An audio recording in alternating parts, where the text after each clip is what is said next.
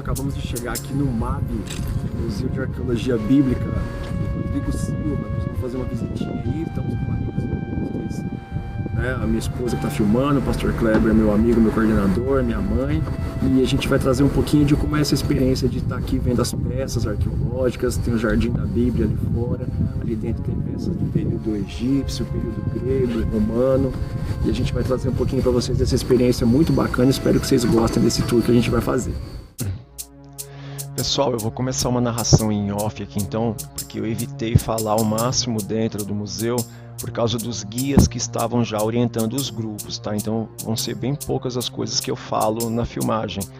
Mas aqui logo na recepção você tem os querubins mesopotâmicos.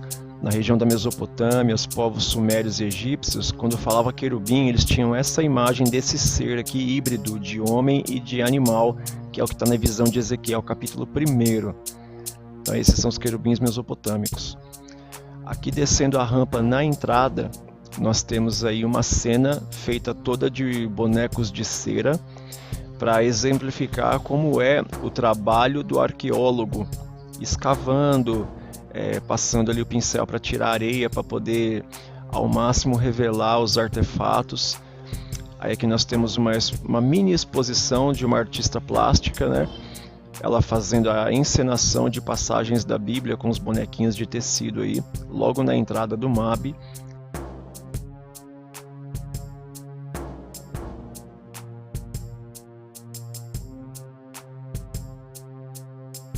Nós vamos passar agora para a primeira parte, de fato mesmo, aí do museu, que é quando nós vamos ter, por exemplo, essa aqui, gente, a Vulgata Latina de 1528, a tradução de São Jerônimo, ali do hebraico para o latim. Essa é a Vulgata Latina que se tanto fala.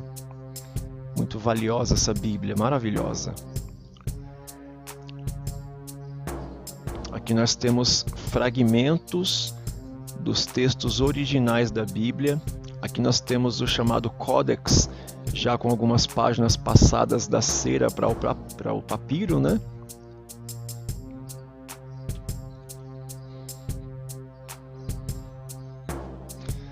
Aqui nós temos a agulha, que seria a caneta, e um rolo de papiro onde eram escritos os textos bíblicos. E aqui nós temos o pergaminho e o selo. Esse selo de argila que ia com o anel ou o brasão de quem estava selando a mensagem.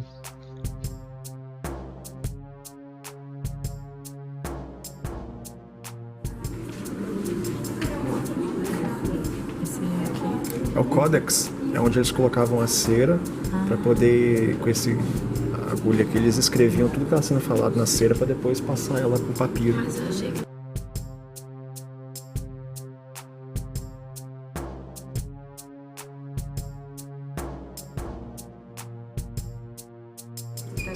Sabe o que está escrito aqui? Johannes Evangelia, Evangelho de João.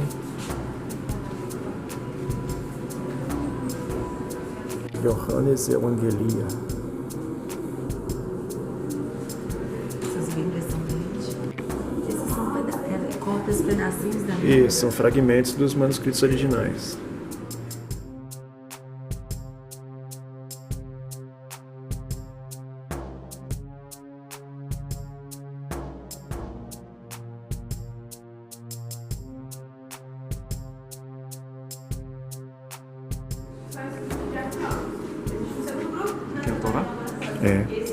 E o apontador, né? Porque eles não põem a mão, né? Eles encostam o apontador de aço nas páginas. Vocês têm como tão sagrado que eles não colocam nem a mão. Agora nós estamos entrando de fato no museu. Nós vamos conhecer a parte interna. Ela é dividida em 8 períodos da história, com artefatos de cada período. E aqui logo na entrada nós temos a inscrição do período do Bronze Antigo, que é o primeiro período.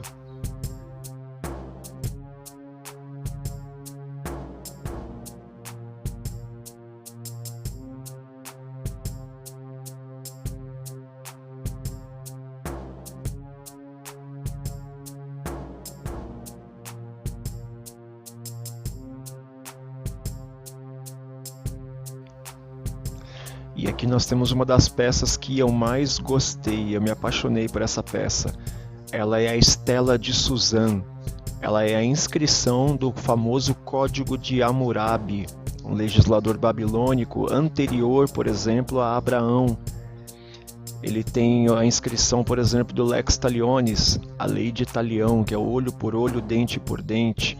Moisés ele se apropria de uma série de códigos do Código de Hammurabi para legislar o povo de Israel, como também, por exemplo, a lei do repúdio, que o homem poderia devolver a sua esposa se ela fosse estéril. Então Moisés tira do Código de Hammurabi, legislação da Babilônia, algumas leis para nortear, para conduzir de maneira moral o povo de Israel.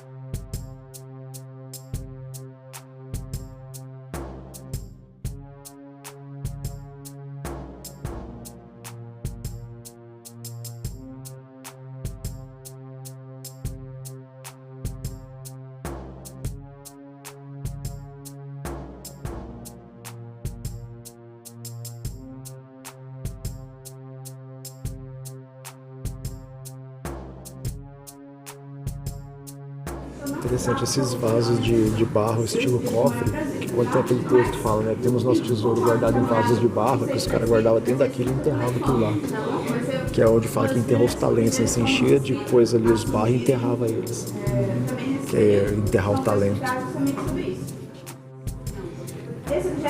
O Épico de Gilgamesh, eu tenho esse livro também, é o Gênesis dos Sumérios, né.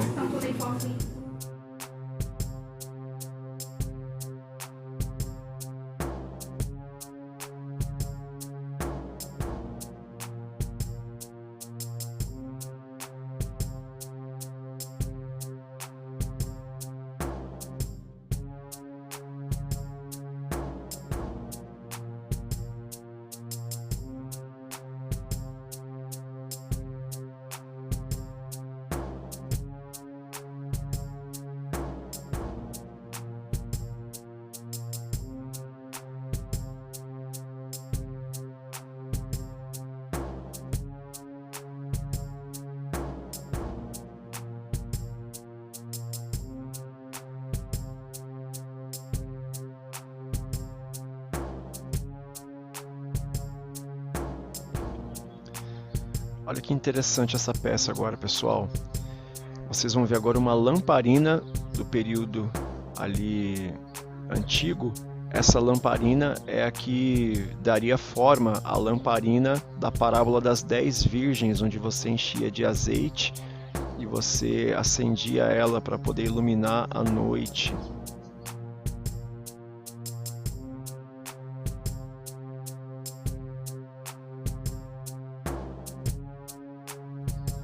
E você tem outros recipientes de azeite e de óleo também.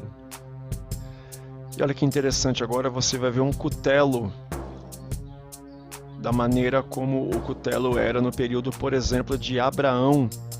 Quando Abraão ele vai oferecer Isaac em sacrifício, mas acaba oferecendo o cordeiro que o Senhor provê. Então você tem aí o cutelo de bronze com o cabo de pedra. Certamente era no formato desse o que Abraão tinha.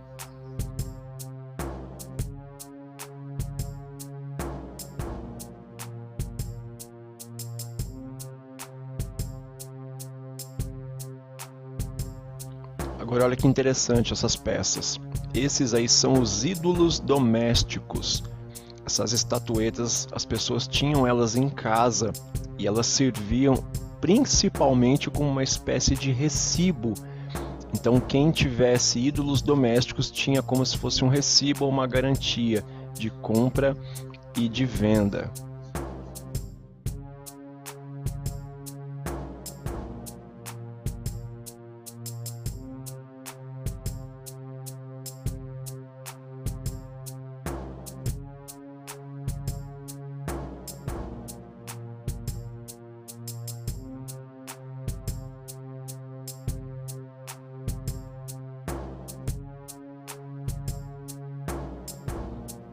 Olha que interessante que nós vamos ter agora essa próxima peça. Nós temos aí o odre, os odres que eram colocado vinho feito da bexiga dos animais. Era o recipiente onde se armazenava o vinho e também a água, mas especialmente o vinho.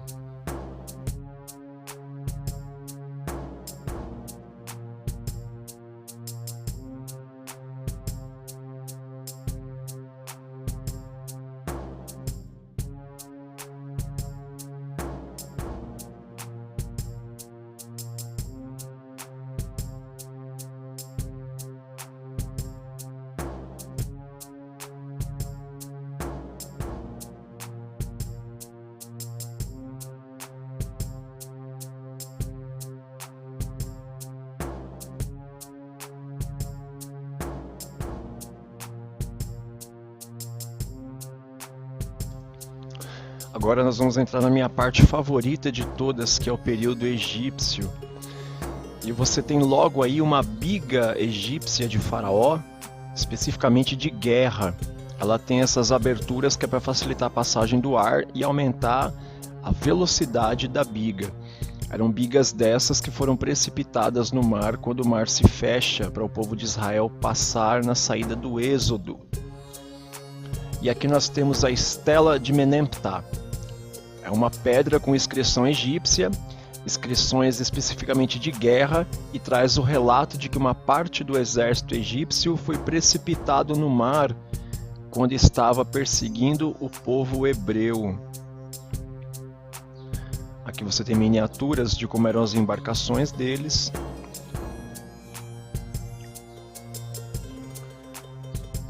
Esses eram os barcos que passavam pelo rio Nilo. E você tem aqui uma réplica da múmia de Ramsés II. Uma réplica muito bonita. E você tem aqui vasos canopos. Esses vasos canopos eram onde eram colocados, né, os restos mortais, mas eram somente de pessoas de grande condição financeira que encomendavam vasos canopos para poder guardar ali os seus restos, né, no processo de mumificação ou embalsamamento.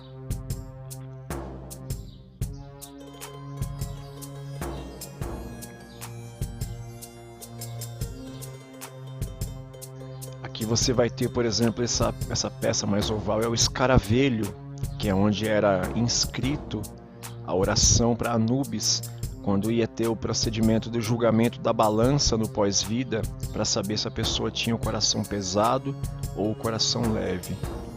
Então, como é que funcionava isso? Os egípcios eles acreditavam que o coração é como se fosse a caixa preta do ser humano, onde estivessem todas as obras boas e ruins. E que se no pós-vida o coração estivesse cheio de obras ruins, ele seria pesado, e se ele tivesse com obras boas, ele seria leve. Qual era a crença deles? Que o coração era o único órgão que você levava para o pós-vida, porque você tinha que carregar ele até a sala do julgamento, entregar para Anubis. Anubis colocava o coração num lado da balança, colocava uma pena da deusa Maat no outro lado da balança. Se o coração tivesse obras ruins, ele era mais pesado que a pena, logo o detentor, o proprietário daquele coração, era condenado e não tinha descanso no pós-vida.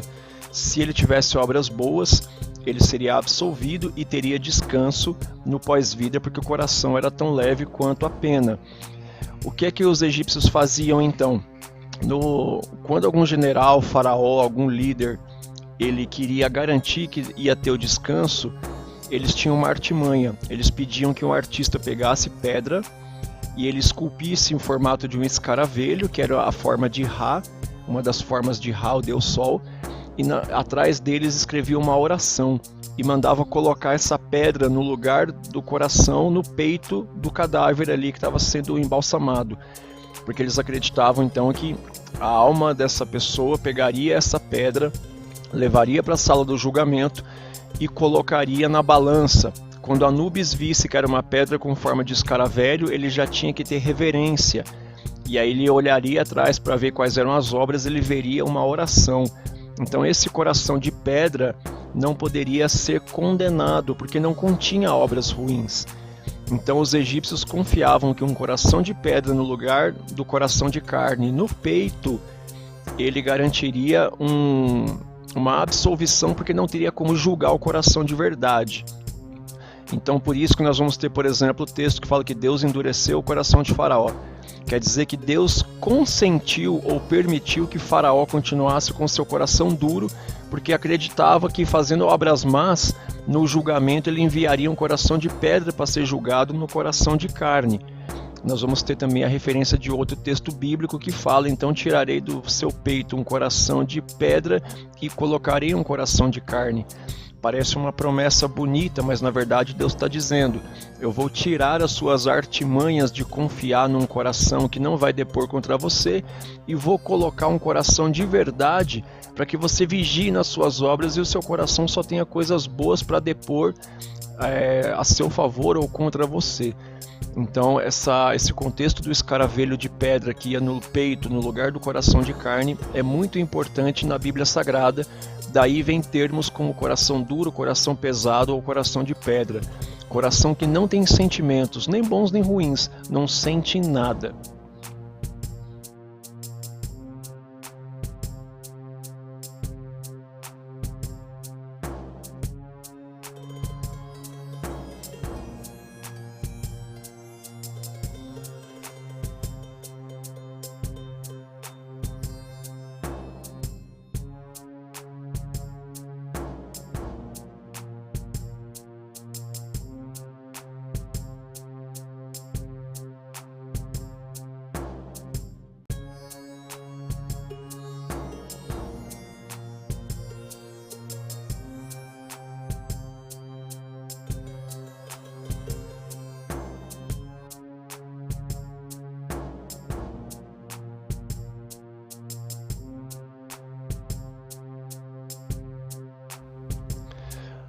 Olha agora que interessante, pessoal, as representações egípcias.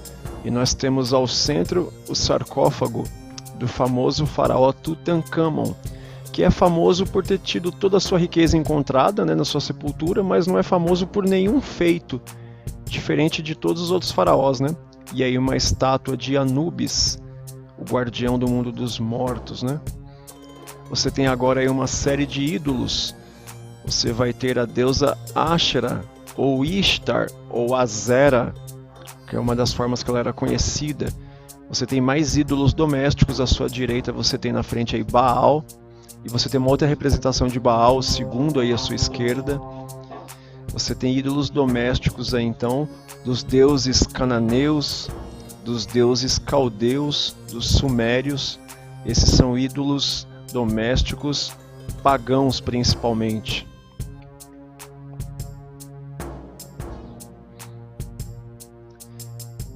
E você tem aí um tijolo com a inscrição de Nabucodonosor dizendo: eu, rei Nabucodonosor, rei da Babilônia, filho de Nabopolassar. E esse daí é original, tá? É altamente provável que o próprio profeta Daniel tenha visto com os próprios olhos esse tijolo quando estava no templo de Eságuila. A cultura babilônica também é uma das que mais me fascina. E você vê aí o período 4, que é o período do exílio babilônico. E olha aí a funda, né? A tira de couro com a pedra, olha o tamanho da pedra. Certamente era uma dessa que Davi usou contra Golias.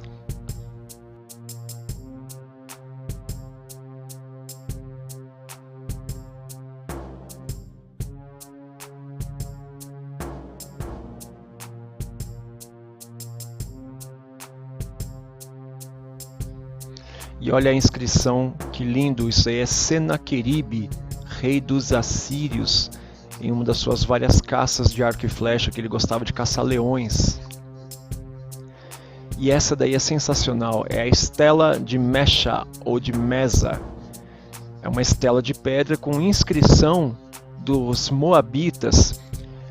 O texto bíblico de 2 Reis, capítulo de número 3, que tem a batalha ali com os Moabitas, a Bíblia Sagrada traz a perspectiva e o ponto de vista do povo de Deus, e essa estela de Mesha traz a mesma batalha com a perspectiva dos Moabitas. A estela de Mesha ou de Mesa.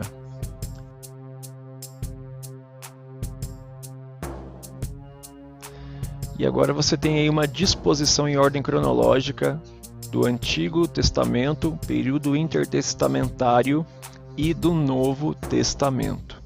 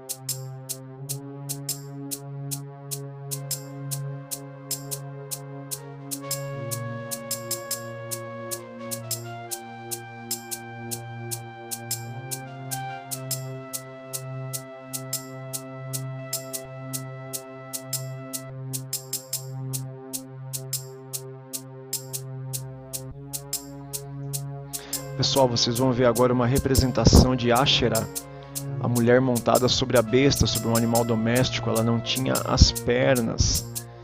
E aí essa representação dela faz referência a Apocalipse 17, a visão de João sobre uma mulher assentada sobre uma besta. Você tem esse ídolo pagão, esse ídolo doméstico, né, de Asherah, a esposa de Baal, chamada de Rainha do Céu. Essa esposa de Baal, essa deusa pagã, ela precisava se mover sobre animais. Vai trazer também referência a um mito de Europa, que é a filha de Agenor, que é sequestrada, levada pelo touro de Creta, que era Zeus em forma de touro, e aí ele nada com ela pelos mares e leva ela até a ilha de Creta, e lá eles têm então um filho. E aí Agenor fica gritando para os mares para chamar sua filha, né? Europa, Europa, Europa. E aí, por causa da voz de Agenor gritando para os mares, aquele conjunto de ilhas e de porções de terra seca foi batizado com o nome de Europa. Então essa mulher assentada sobre a besta é um ídolo pagão, e essas esculturas especificamente foram encontradas em assentamentos judaicos. Então eram ídolos pagãos que eram pertencentes a judeus. Você vai ter a referência bíblica onde, por exemplo, as mulheres judias, elas dizem que elas prestam culto e queimam incenso à rainha dos céus, à deusa dos céus, e os seus maridos sabem que elas fazem isso. Então veja o paganismo bastante infiltrado entre os judeus naquele período.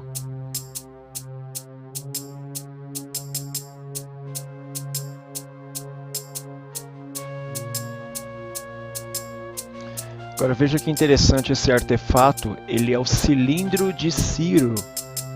Esse cilindro de Ciro contém a inscrição que autoriza o povo judeu do exílio da Babilônia a voltar e reconstruir.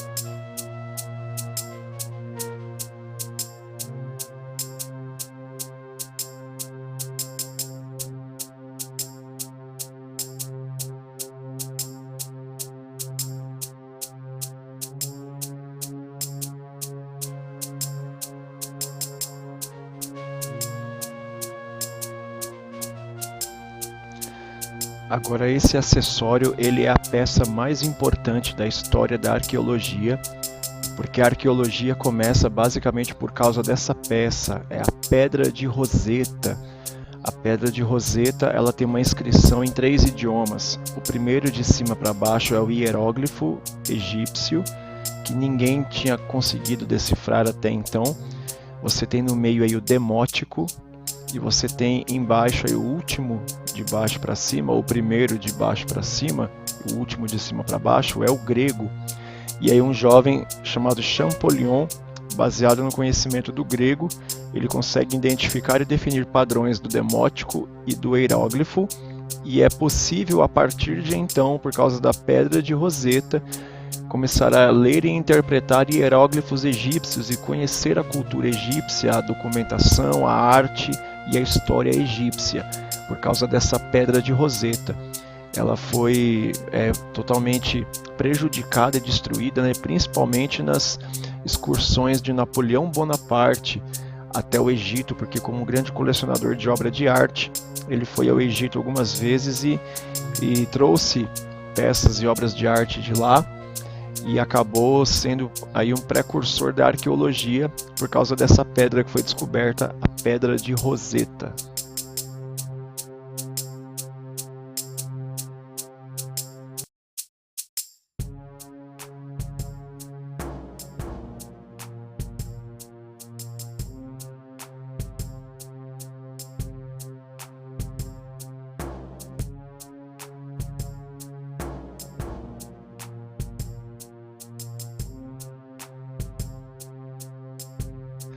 Agora nós vamos entrar no período romano e nós vamos nos aproximar do período de Jesus. Você tem algumas moedas com inscrição de imperadores romanos aí.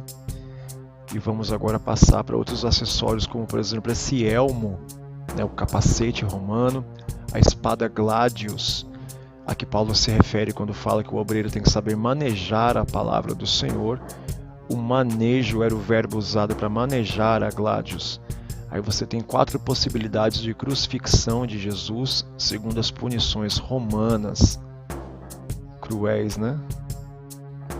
Você tem agora aí acessórios, né, como cravos, por exemplo, e do lado direito você tem um osso de tornozelo e calcanhar aí, a junção, com um prego traspassado. Você tem aí agora o ossuário, uma réplica do ossuário, onde foram depositados os ossos de Caifás, o sumo sacerdote, né, do primeiro século.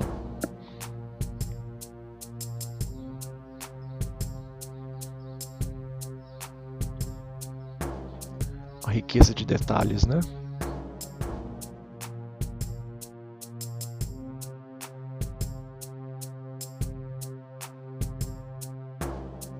E agora, sem dúvida, uma das partes mais bonitas do museu, que é essa gigante maquete da Jerusalém nos tempos de Jesus.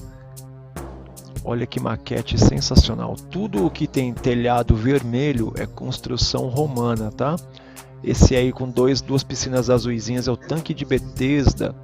Essa é a Fortaleza Antônia, ao lado do Templo de Jerusalém. Olha que maravilhoso, com a sua porta virada para o leste. Vindo mais ao sul de Jerusalém, você tem a Cidade Baixa, né, que é a parte mais pobre de Jerusalém. E você tem aí no foco agora o tanque de Siloé.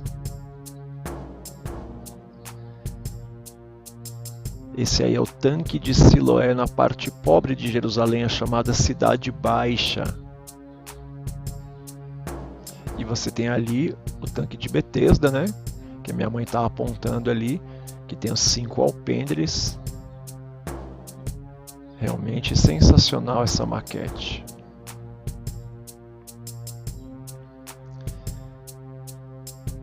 Então, novamente aí o tanque de Betesda, próximo à Porta das Ovelhas.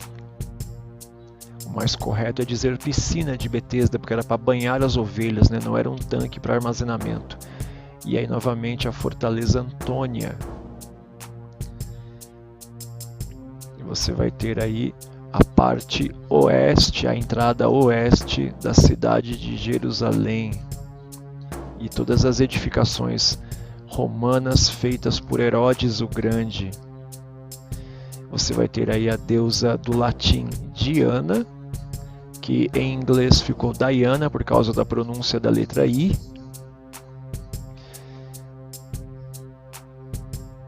Você tem agora a representação da deusa Ártemis dos Efésios, né? O templo de Ártemis na cidade de Éfeso. Essa é uma estatueta de Ártemis.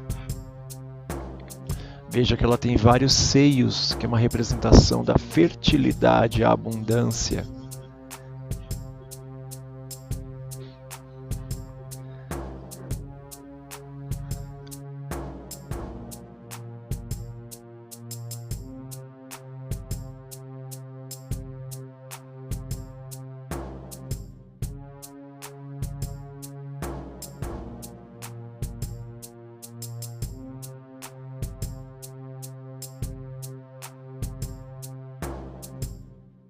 Pessoal, a gente terminou o nosso tour aqui do lado de dentro do museu, nós vimos as peças divididas por períodos, agora nós vamos fazer um passeio lá fora no Jardim da Bíblia, vendo as árvores, a réplica do Getsemane, a réplica do sepulcro de Jesus. Então agora nós vamos sair da parte interna. Aqui eu evitei falar um pouco com vocês, porque como tem os guias que estão direcionando os grupos e explicando os períodos, não seria elegante da nossa parte disputar o espaço e a altura de voz com eles explicando os vídeos, tá? Mas está tudo com narração, conforme vocês perceberam. Mas nós vamos agora para a área externa para conhecer o Jardim da Bíblia.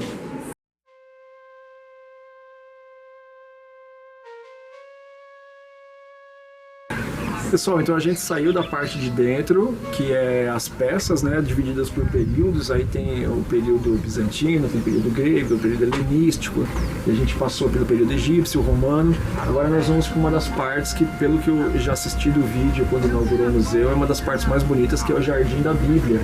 E a gente vai começar a ver muitas das árvores citadas na Bíblia Sagrada, e elas plantadas aqui para poder, depois de um ano, praticamente um ano de inauguração do museu, as árvores já têm uma estatura bem legal para a gente vê-las mais adultas, mais maduras, né?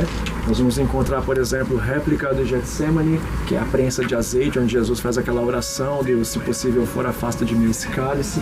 Réplica da tumba, né, de Jesus, a pedra do sepulcro que foi movida, que também serve para exemplificar a questão do Lázaro, quando remove a pedra e Lázaro vem para fora. A gente vai conhecer tudo lá, então acompanha a gente aqui que está bem bacana.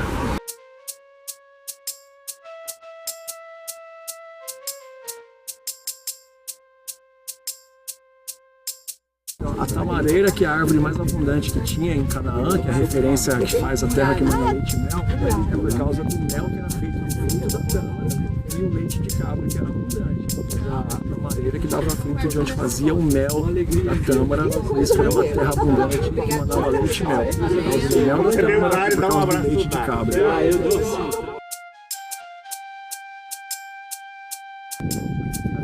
Lógico que é uma árvore que leva mais tempo para crescer, o clima quente aqui também, tal qual Israel favorece um pouco, né? Aqui está bem quente hoje, não sei quantos graus.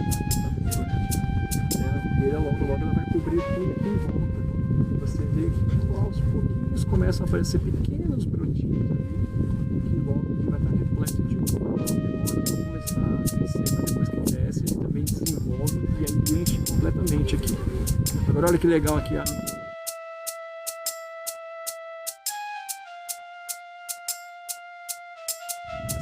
interessante que você vai ter, por exemplo, o texto de Jeremias, né? Quando Deus fala para Jeremias, aí ele fala, eu vejo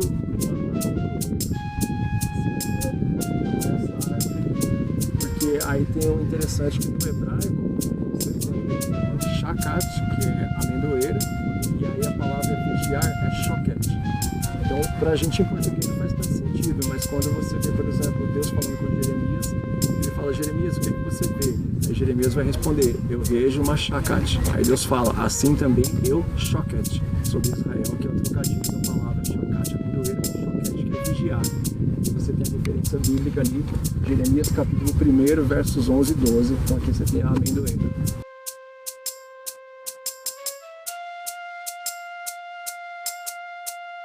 Aqui você tem a figueira. A figueira é a árvore, por exemplo, que ela mostra a proximidade do verão, né? Você vê que ela tem pouca folha, mas já tem fruto.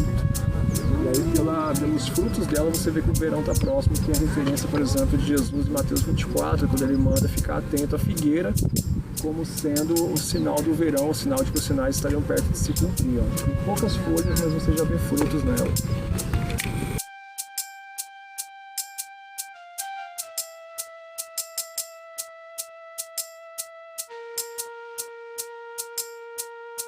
Essa daqui a árvore é a acácia. Talvez ela seja uma das mais importantes árvores que tem na Bíblia Sagrada. Porque da madeira de acácia, conforme a referência que tem ali de Êxodo 35, é da acácia que é feita a Arca da Aliança de Deus, que vai no lugar santíssimo. Essa árvore foi tirada a madeira que fez a Arca da Aliança. De Êxodo, capítulo número 35. Talvez seja então a árvore mais importante de todas.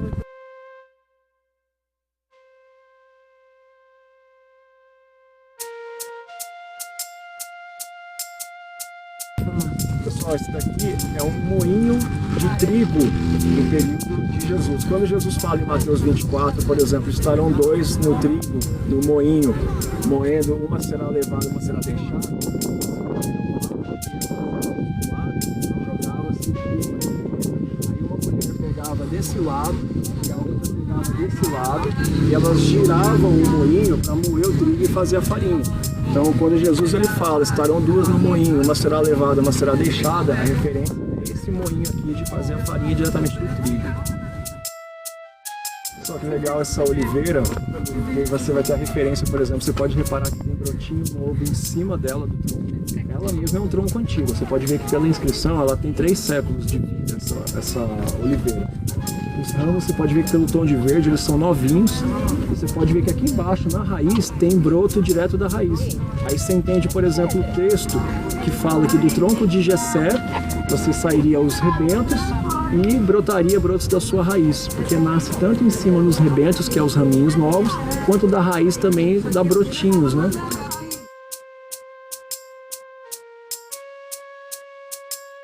Pessoal, aqui então é um poço, provavelmente uma réplica do poço igual a da mulher samaritana que ela tirava água lá na cidade de Sicar, né? O poço que Jacó fez.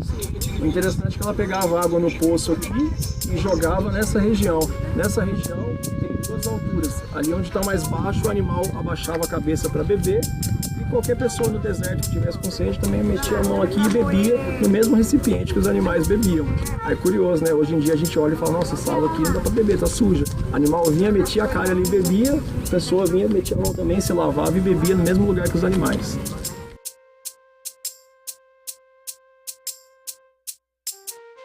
Aqui é uma réplica do Getsemane. Getsemane é de 2 palavras hebraicas, né? Que é Gat e Shemani, que é prensa de azeitona, né?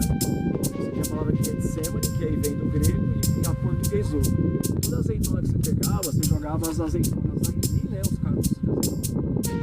Aí você girava esse moinho aqui, você dava uma volta e ele prensava todas as caroços de azeitona. Aí você vinha, pegava eles prensados, que era tipo uma pasta, né? E aí você vinha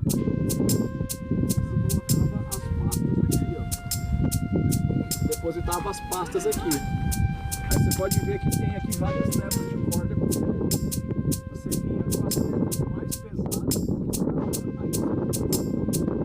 Aí essa prensa do bagaço, o primeiro azeite que escorria é o que a gente chama de azeite extra virgem. Esse era usado no templo. Esse era usado no templo.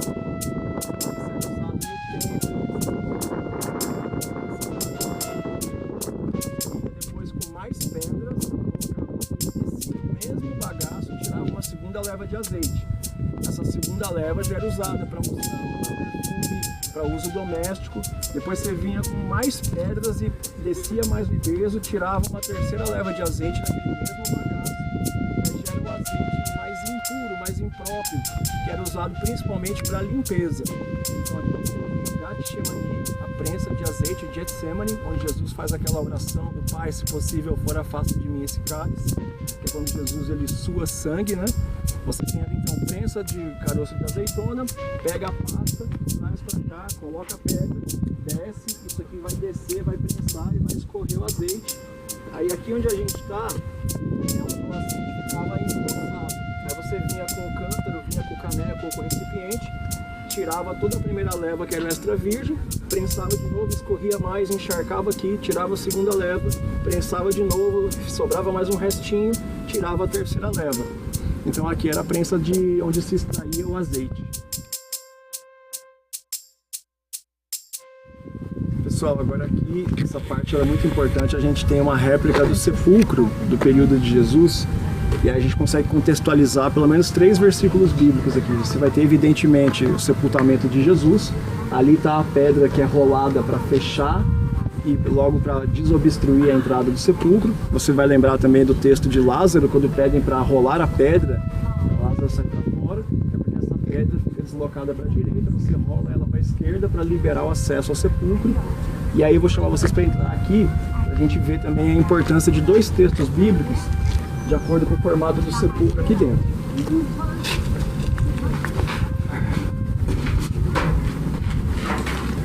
Aqui dentro tem um pouco de eco, né? Porque a gente está num lugar fechado. Eu, por exemplo, eu tenho 1,82, né? Que eu comecei a encolher quando estou envelhecendo.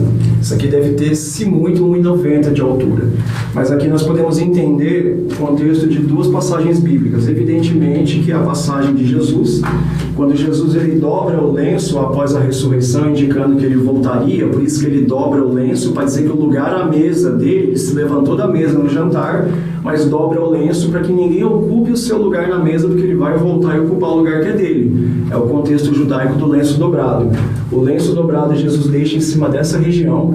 Isso já derruba também aquela questão do santo sudário, que é a marca de Jesus do corpo. Não tem como, tá? Desculpem os irmãos católicos, mas vai contra o texto. Aqui embaixo você tem 2 espaços que é para depositar os ossuários. Nós vimos ali dentro do museu ali o ossuário de Caifás, que é uma urna, né, um baúzinho. Você deposita os ossos, empurra eles aqui para baixo.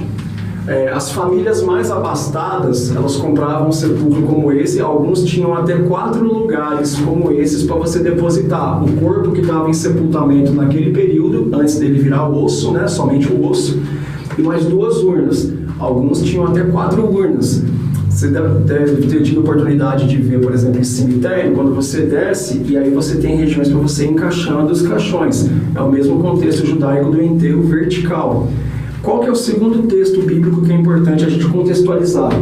Tem um jovem que Jesus fala para ele seguir. Jesus fala para o jovem, segue-me. Aí ele fala, Senhor, permita que eu sepulte primeiro o meu pai. O sepultamento era um processo já diferente. Não quer dizer que Jesus interrompeu o velório do pai do menino e chamou ele. Isso seria indelicado da parte de Jesus. Certamente ele não faria. O contexto do sepultamento é o quê? Provavelmente, o que aquele jovem está dizendo? Senhor, eu acabei de colocar meu pai para ser sepultado. Então, provavelmente, o corpo do pai daquele moço estava nessa região de cima, já todo coberto de lenço, com betume, com os perfumes todos. O que o jovem quis dizer para Jesus? Espera que eu sepulte meu pai. Ele estava dizendo para Jesus, eu preciso que o Senhor espere mais ou menos 1 ano, porque eu vou tirar o meu pai do sepultamento nessa região, vou juntar os ossos, depositar na urna e colocar nesses recipientes. Então, na verdade, aquele moço, quando ele fala para Jesus, espera eu sepultar meu pai, ele está pedindo para Jesus esperar ele de 1 ano a 1 ano e meio. Por isso que Jesus vai usar um termo que fala, deixe que os mortos sepultem seus mortos. Não é que Jesus está sendo desrespeitoso, é que Jesus está querendo dizer o seguinte, se o seu pai já está em sepultamento aqui em cima, ele está acompanhado de outros mortos, que já provavelmente são os ossuários que já deve ter aqui. Ou seja, deixa que no devido tempo ele vai voltar a ser osso, e aí os mortos sepultando seus mortos. Um sepultamento em cima de um ossuário. Então Jesus está dizendo, eu não tenho tempo para esperar de 1 ano a 1 ano e meio. Deixa que os mortos vigiem eles mesmos, porque você tem um sepultamento em cima e ossuários depositados embaixo. Então Jesus não estava sendo desrespeitoso, que aquele jovem pediu de 1 ano a 1 ano e meio para Jesus esperar ele, para poder seguir ele, e Jesus disse, olha, deixa que os mortos cuidem deles mesmos. Porque o rapaz queria voltar periodicamente no sepultamento do túmulo do pai dele para dar manutenção, olhar como é que estava. E Jesus fala, deixa que os mortos vigiem os seus. Importa que você me siga. Então Jesus não estava sendo desrespeitoso. Com esse contexto de sepulcro, igual que a gente está aqui, a gente consegue entender melhor textos bíblicos para saber que Jesus não foi sem educação com o rapaz.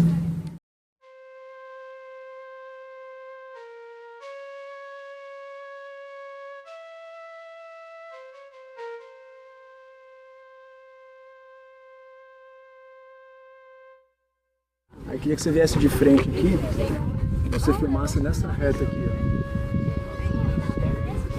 E o que é que a ilusão de ótica te mostra? A ilusão de ótica te mostra um Cristo crucificado. E aí você tem a referência de Isaías 53. Como raiz de uma terra seca, não tinha boa aparência nem formosura. Olhamos para ele, mas não havia nenhuma beleza que nos agradasse. Jesus, ele não veio para ganhar pela aparência, pela retórica, pela imponência. Ele veio pela simplicidade. Só que como uma raiz de terra seca, ele não tinha parecer e nem formosura. Ainda assim, ele fez a atitude mais bela, que foi entregar a própria vida por amor de todos os seres humanos.